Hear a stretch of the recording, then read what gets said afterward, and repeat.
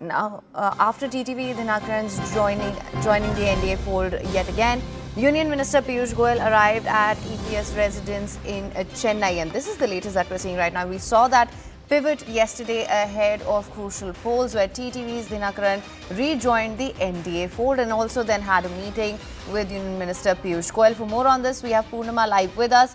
Purnima, we're going to see yet another important meeting today. What can you tell us?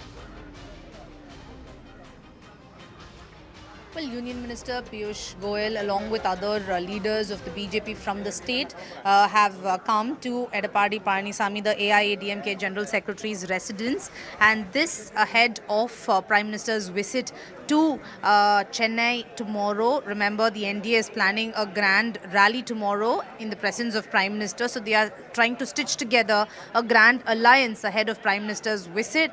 And AIADMK BJP now holding talks. Remember, seat sharing is also taking place. The BJP this time around wants to contest in at least 40 seats is what sources tell us. And that is something that the BJP will try and push for, saying that their vote share has increased, and that is why they want to contest in as many as at least 30 to 40 seats, and that will be the point of discussion as well. Apart from that, they're also trying to bring in smaller players, whether it's DMDK by by late Vijay and O Pannirselvam, who is yet to decide on his alliance. So these will also be discussed because the NDA wants to bring together all other parties that want to fight the DMK in the upcoming polls, and efforts will be on to woo smaller parties as well. But interesting to see if TVK will also be brought on board. At the moment, TVK says they will not form an alliance with the DMK and the BJP because one is the political enemy and one is the ideological enemy.